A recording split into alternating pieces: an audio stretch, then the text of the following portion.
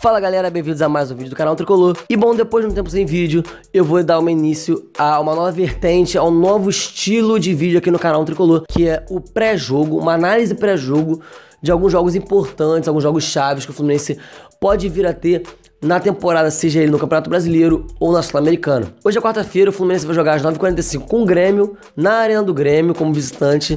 Então, é um jogo que vale liderança. Pra mim, na minha humilde opinião, é o jogo mais difícil do campeonato, hoje em dia é o jogo mais difícil, seja você líder, brigando por G6, brigando por rebaixamento, lanterna, enfim.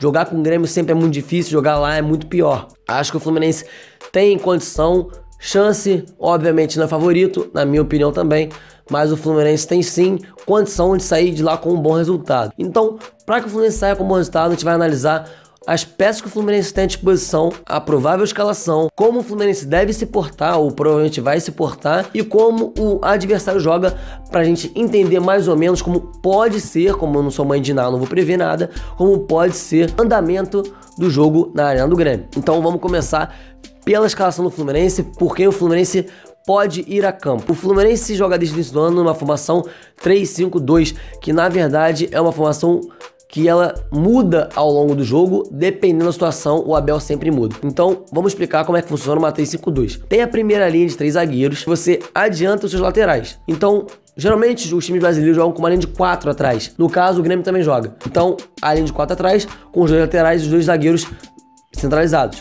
Então, você libera os seus laterais para apoiar o meio campo, na verdade subir mais para o meio campo e apoiar mais o ataque. Então fica com uma linha de 3 zagueiros, uma linha de 5 no meio campo, com os 2 laterais de ofício fazendo como uma ala, ou seja, mais ofensivos. O Fluminense utiliza 2 volantes, o Jadson e o Richard, um mais recuado, que no caso é o Richard, depois um mais avançado, fazendo essa ligação, ajudando o Sornosa na criação, que é o Jadson, e o próprio Sornosa. E mais pra frente, a dupla de atacantes, que tem o Pedro mais centralizado e o atacante velocista, que geralmente é o Marcos Júnior, fazendo esse bate-estaca de um lado pro outro, tentando receber a bola, para criar oportunidades para o Pedro. Então, entendendo mais ou menos como a 3-5-2 funciona, temos 2 coringas nessa 3-5-2. O Fluminense ataca com 5 no meio campo, mais os 2 atacantes, 7, podendo, às vezes, liberar os seus zagueiros para fazer ultrapassagens pelas laterais. Esse ano, já cansamos de ver o Renato Chaves participando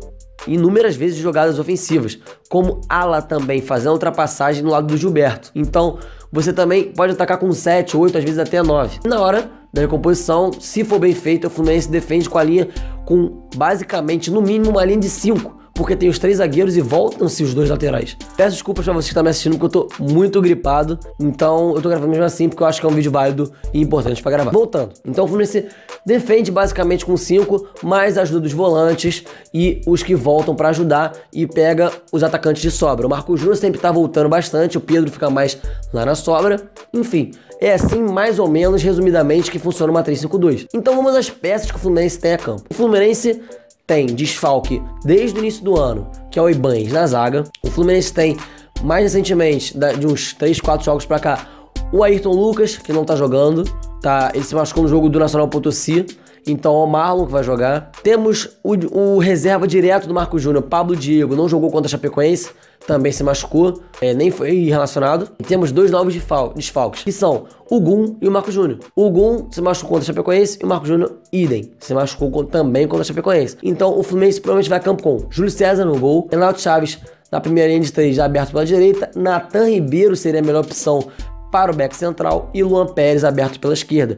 É uma dupla de zaga, é um trio de zaga na verdade, muito técnico e muito alto pelas alas. Eu não sei mais ou menos como é a altura do Nathan Ribeiro, eu nunca reparei, saca? Mas eu acredito que ele seja mais baixo que o Luan Pérez e o Renato Chaves, porque eles são muito altos. Então, o primeiro combate de bola aérea, nós temos uma altura considerável. Na linha de meio campo, que não é bem uma linha um ladinho do outro, é o Gilberto na ala direita, o Marlon substituindo o Ayrton Lucas na ala esquerda, temos o Richard um pouquinho mais recuado dessa linha com o primeiro volante.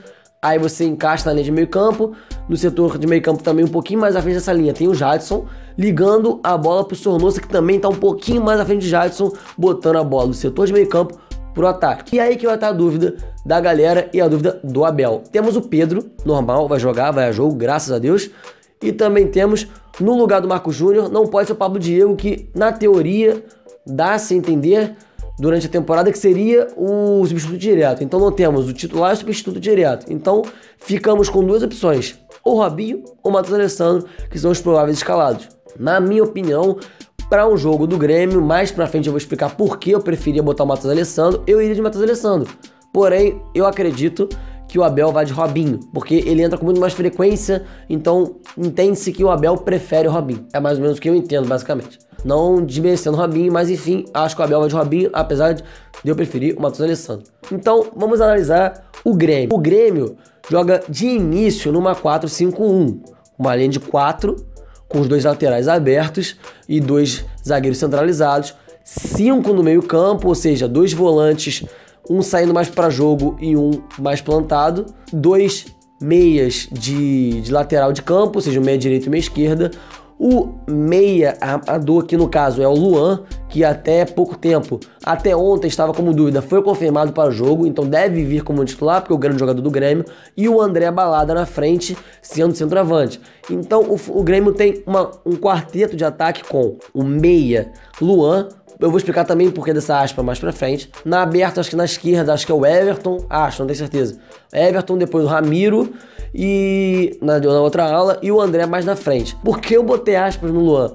Porque o Luan é um jogador, além de se movimentar muito e ser um jogador veloz, ele é um jogador muito versátil. Então ele pode fazer o papel de meio armador, ele pode adiantar e chegar como surpresa como segundo atacante, e pode abrir como atacante nas alas, ou até mesmo fazer um papel de centroavante, junto com o André. Então, o Fluminense tem que se preocupar muito com as jogadas de velocidade de canto do Grêmio, que o Ramiro e o Everton são jogadores muito técnicos, são jogadores muito rápidos, e principalmente com o Luan nessa chegada na área, com chutes ou com passes, com a bola dominada, enfim, com o Luan, muito cuidado, e óbvio, não pode deixar o André sozinho. Então, o Grêmio basicamente começa numa 4-5-1, só que essa 4-5-1 pode virar uma 4-3-3 durante o jogo, dependendo de como esteja o placar, como esteja o andamento, de como esteja a tática do Grêmio. Então pode virar uma 4-3-3, pode vir uma 4-4-2. O Grêmio tem, com essa 4-5-1, diversas formas de jogar. E aí que tá. Agora já vamos emendar um pouquinho no Matheus Alessandro, do porquê eu prefiro o Matheus Alessandro. Mas antes, tem que recapitular uma coisa que o Abel disse na entrevista contra o Atlético Paranaense, dizendo que o Fluminense não tem um estilo fixo de jogo, e sim um estilo que se adapta. O Fluminense, no caso do Atlético Paranaense, jogando em casa, o Atlético Paranaense é um time dificílimo de se enfrentar, um time muito organizado. E jogando mesmo assim em casa, o Fluminense deixou o Atlético fazer o jogo dele, sabe? Neutralizou o jeito de jogar do Atlético e foi soberano, cirúrgico e conseguiu vencer o jogo até de certa forma tranquila. O Fluminense, assim como qualquer time no mundo, tem sua essência, ainda mais que o Fluminense repete muito a formação e repete muita escalação. E quando não é a mesma escalação sempre, é uma escalação bem semelhante, então o Fluminense mantém uma essência. Só que o estilo de jogo é adaptável. Então o que eu acho que o Abel vai fazer, e sim, é o certo a se fazer, ainda mais jogando com o Grêmio fora de casa, você deixar o Grêmio com a bola, porque o Grêmio é um time que roda muito a bola, é um time de movimentação em bloco muito boa e sempre ataca com bastante gente. Fora que o Fluminense tem 5 no meio campo, o Grêmio também tem 5. Então são 10 jogadores no meio campo congestionando. Então provavelmente no meio campo vai ser um jogo de poucos espaços, um jogo que tende a ser mais truncado e que vai sobrar como ou a categoria técnica do Sornosa ou do Luan, achando um espaço ali aqui, ou com os dois times tocando a bola muito bem. O Fluminense sim tem condição de chegar lá e tirar um resultado muito bom, porque tem tocado muito bem a bola, e o Grêmio, não preciso nem dizer. Então, acho que o ideal seria o Fluminense deixar o Grêmio fazer o jogo dele, segurar, porque a nossa zaga tá muito bem postada, tá muito presente, tá muito consistente. Então, o Fluminense dar uma segurada no Grêmio, também não tomar uma pressão absurda e sair no contra-ataque com seus passes rápidos e certeiros, como tem feito na maioria dos jogos. Aí nisso que entra o Matheus Alessandro. Eu acho que o Matheus Alessandro é um jogador de muito mais recurso, um jogador que quando precisa improvisar tem muito mais skill que o Robinho e ainda é mais rápido. Então para esse jogo eu preferiria começar com o Matheus Alessandro. Por isso, só por isso. Porque provavelmente se fosse um jogo mais cadenciado, eu preferiria começar com o Robinho. Mas aí vai a critério do Abel, é uma dúvida que todos temos e temos que ver quem vai começar. Então, basicamente, é isso. O Fluminense pode começar com a bola no pé. Acho difícil que o Fluminense queira impor um jeito de jogo na arena do Grêmio. Acho mais tranquilo, mais certo você se adaptar, como fez contra o Atlético Paranaense, ao estilo de jogo do Grêmio, porque é um time que tem muitas cartas na manga e dentro do que o Grêmio propor, o Fluminense se adaptar e fazer com o que tem dentro de campo, com o que sempre vem fazendo, conseguir os gols e sair de lá com a vitória. Então é mais ou menos assim que funcionou a nossa análise pré-jogo. Espero que você tenha gostado. Se você gostou, like por favor. A gente está com a meta de 1000 inscritos da Copa, o que atrapalhou bastante, foi quando eu estava fazendo vídeo. Temos basicamente 2 semanas para conseguir pouco mais de 30 inscritos para bater a meta de 1K antes da Copa. Então se inscreve no canal para ajudar, comenta o que você espera do jogo, comenta o que você achou do jogo, se você viu depois, comenta o que você acha que o Fluminense pode fazer, compartilhe o vídeo com seus amigos para ajudar na divulgação. Ficando por aqui, até a próxima e saudações tricolores.